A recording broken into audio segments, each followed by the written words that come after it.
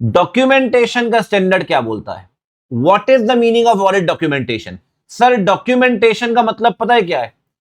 It is a record of three चीजें: audit procedure performed, audit evidence obtained, audit conclusion drawn. जो procedure perform किए वो, जो evidence obtain किए वो, जो कंक्लूजन ड्रॉ किए वो, इन तीनों के रिकॉर्ड को आप क्या बोलेंगे? डॉक्यूमेंटेशन। डॉक्यूमेंटेशन में बहुत सारी चीजें आती हैं सर, बहुत सारी, अभी सबको मैं लिंक अप करूंगा। एक बात बताइए, एक बात बताइए, डॉक्यूमेंटेशन क्यों मेंटेन करते हैं? वाई, पर्पस क्या है? प्लानिंग में हेल्प करेगा। अगर आप डॉक्यूमेंटेशन करोगे, program for example audit program बना के दोगे अपने असिस्टेंट को, तो पता चलेगा कितना काम किया है कितना नहीं। अगर ऑडिट प्रोग्राम बना के दिया, राइटिंग में प्रोग्राम बनता है, चैप्टर 2 में आप पढ़ते भी हैं, तो कहीं ना कहीं अकाउंटेबिलिटी फिक्स होगी अकाउंटेंट की, असिस्टेंट की, उसके काम को चेक कर पाओगे। सर एक बात बताओ, अगर डॉक्यूमेंटेशन करके चलोगे, मान लो आप 5 साल के लिए ऑडिटर बने, पहले साल आपने मेमोरेंडम आर्टिकल ले लिया क्लाइंट का, संभाल के रखोगे ना मेमोरेंडम आर्टिकल? अगर मेमोरेंडम आर्टिकल चेंज नहीं होता तो 3 4 5 साल तक वही मेमोरेंडम आर्टिकल चलेगा। तो कहीं ना कहीं you have recorded the matter of continuing importance. लगातार 4 साल 5 साल तक काम आने वाली चीजें आपने अपने पास संभाल के रख ली। अच्छा कल को एक बात बताइए, कल को आपके ऊपर आरोप लगते हैं कि आपने आपने ऑडिट ढंग से नहीं की, आपने नेग्लिजेंस किया है, सर ऑडिटर कैसे साबित करेगा कि उसने अपना काम कर्तव्य, मतलब अपना कर्तव्य बिल्कुल निष्ठापूर्वक काम किया है, बिल्कुल डिलीजेंटली काम किया है? सर साबित करने के लिए कागज होने चाहिए, बिना कागज के कैसे साबित करोगे आप? तो कहीं ना कहीं इंस्पेक्शन में आपको हेल्प करेगा। इंस्पेक्शन जो खासकर जो क्वालिटी कंट्रोल रिव्यूज होते हैं वहां भी हेल्प करेगा SQC1 के अंदर। तो सर इंस्पेक्शन में एज अ प्रूफ नेग्लिजेंस के आरोप लगेंगे तब प्लानिंग में हेल्प करेगा, डायरेक्शन सुपरविजन में हेल्प करेगा, अकाउंटेबिलिटी फिक्स करिए, record the matter of continuing importance. एक बात और, ये बताओ कौन से फैक्टर अफेक्ट करेंगे डॉक्यूमेंटेशन? मतलब डॉक्यूमेंटेशन करना चाहिए, कितना करना चाहिए, नहीं करना चाहिए? एक बात बताइए, साइज ऑफ एंटिटी, अगर एंटिटी बड़ी है डॉक्यूमेंटेशन ज्यादा करेंगे? एंटिटी के नेचर ऑफ ट्रांजैक्शन कॉम्प्लेक्स है, डॉक्यूमेंटेशन ज्यादा करेंगे?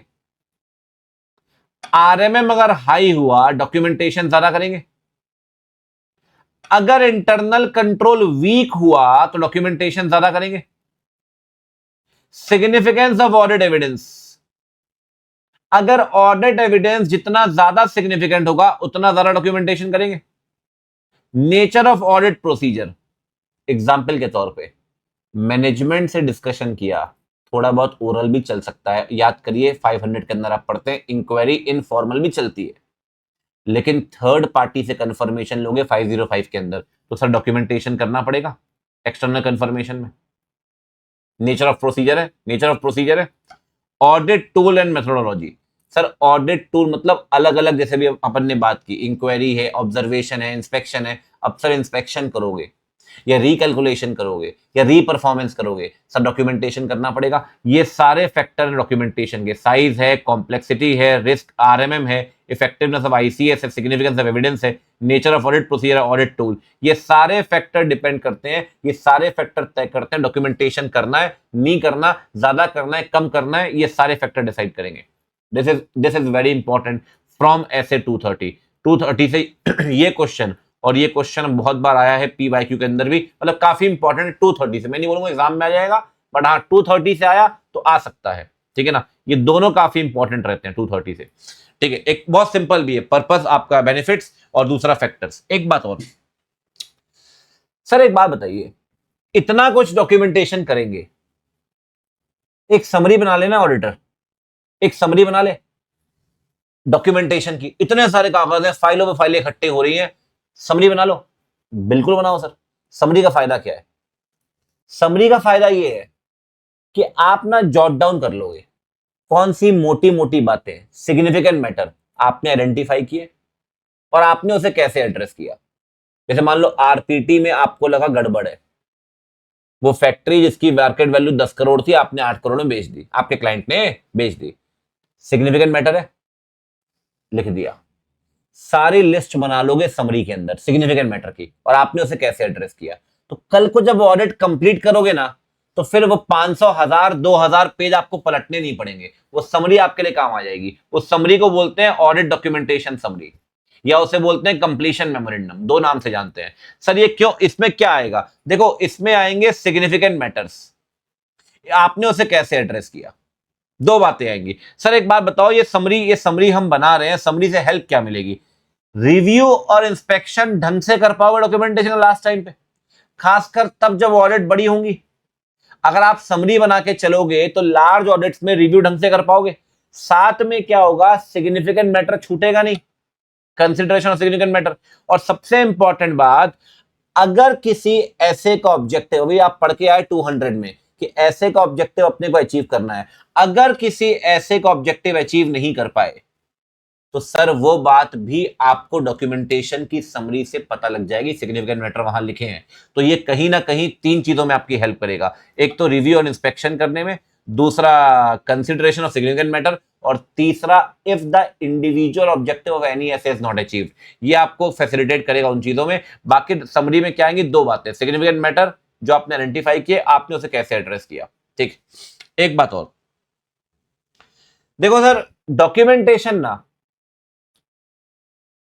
चार चीजों को करते हैं अपन, और इस तरीके से डॉक्यूमेंटेशन करिए कि कोई भी एक्सपीरियंस ऑडिटर जिसका इस ऑडिट से कोई भी लेना देना नहीं है, वो सिर्फ डॉक्यूमेंटेशन पढ़ के आपकी ऑडिट की मोटी मोटी बातें समझ जाए। मतलब इतना डॉक्यूमेंटेशन तो कर लो कि एक एक्सपीरियंस ऑडिटर जिसका ऑडिट से कोई प्रीवियस कनेक्शन नहीं है, वो मोटा मोटी बातें समझ जाए। सर ये मोटी मोटी बातें कौन सी हैं? पहली बात है बेटा, सबसे पहली बात, एंटी ऑफ ऑडिट प्रोसीजर।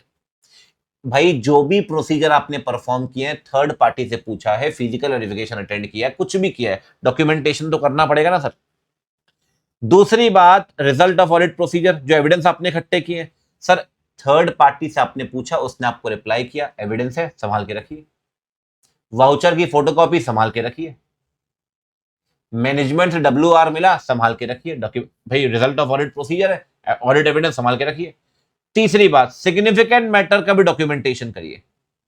चार चीजों का डॉक्यूमेंटेशन करते हैं, पहला है NTE, दूसरा है ऑडिट एविडेंस, ये रिजल्ट ऑफ ऑडिट प्रोसीजर, तीसरा सिग्निफिकेंट मैटर, और चौथा है सिग्निफिकेंट प्रोफेशनल जजमेंट। ये क्या होता है सर? चलो शुरू करो, दो समझ गए, एंटी ऑफ ऑडिट प्रोसीजर, और दूसरा है रिजल्ट ऑफ ऑडिट प्रोसीजर या एविडेंस ऑब्टेन्ड। ये थर्ड और फोर्थ क्या है?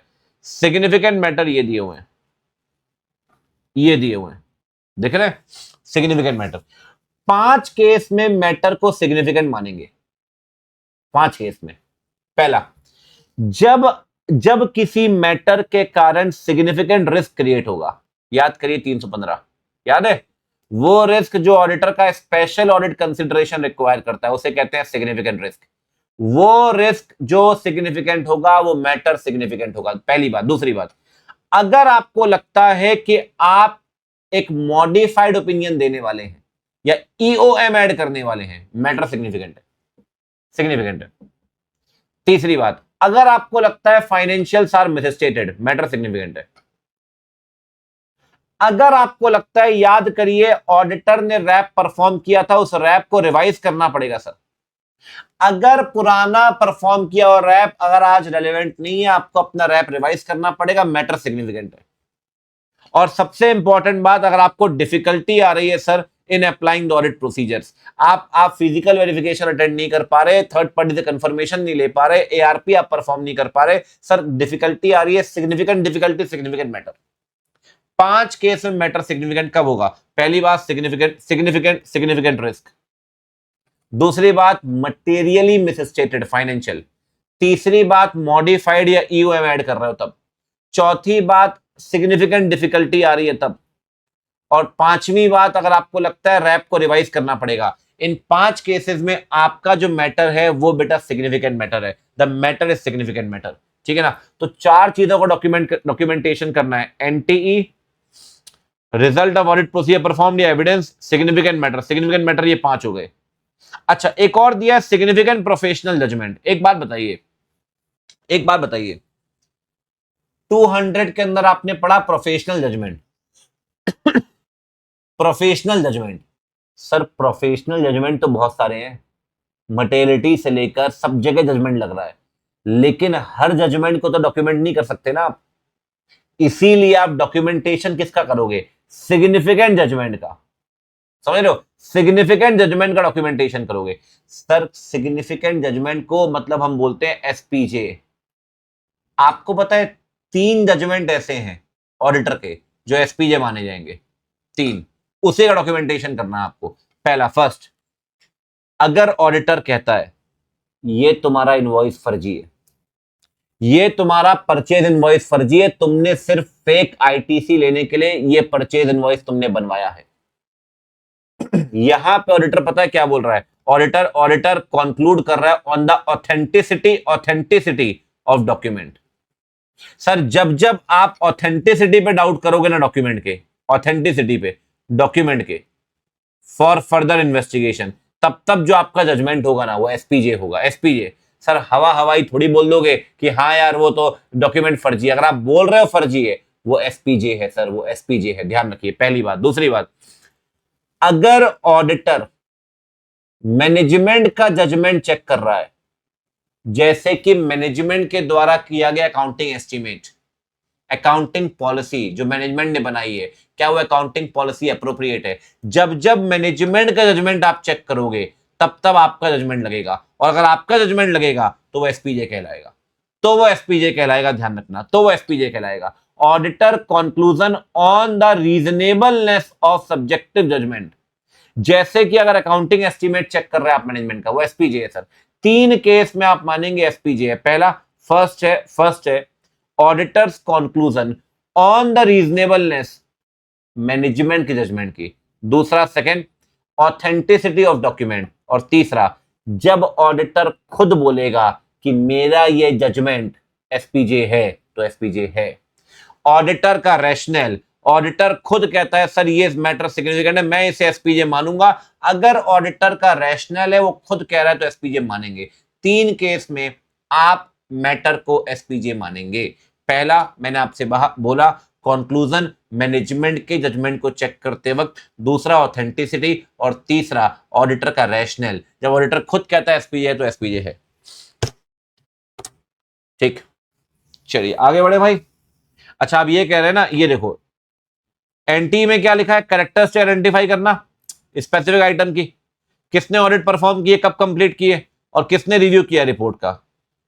ऊपर पढ़कर आए रिव्यू, याद है, मॉनिटरिंग, ऑडिट किसने की, कब खत्म की, रिव्यू किसने क्या क्या किया, वो सब यहां आ जाएगा एनटी के अंदर सब कुछ। ठीक है, चलिए जी अब चलते हैं 230 में, लास्ट पॉइंट पढ़ते हैं। ये एमटीपी आरटीपी का बड़ा फेवरेट पॉइंट है, एसक्यूसी 1 से कनेक्ट करता है। This is very again very important.